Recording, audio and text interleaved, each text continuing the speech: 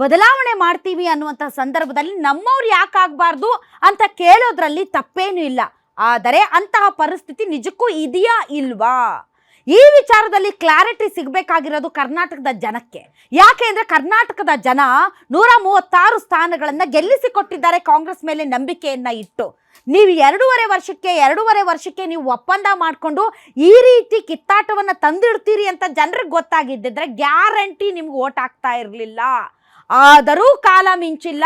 ಈಗಲಾದರೂ ಎಚ್ಚೆತ್ತುಕೊಂಡು ಯಾರನ್ನ ಮುಖ್ಯಮಂತ್ರಿ ಮಾಡಬೇಕು ಅನ್ನುವಂಥ ಕ್ಲಾರಿಟಿ ನಿಮಗಿದ್ದರೆ, ಇವರನ್ನೇ ಮುಂದುವರಿಸಬೇಕು ಅನ್ನುವಂಥ ಕ್ಲಾರಿಟಿ ಇದ್ದರೆ, ಜನರಿಗೆ ನೀವು ಉತ್ತರದಾಯಿತ್ವವನ್ನು ಪ್ರದರ್ಶನ ಮಾಡಬೇಕು ಅಂದರೆ ಆದಷ್ಟು ಬೇಗ ಇದಕ್ಕೆ ಉತ್ತರ ಕೊಡಬೇಕು.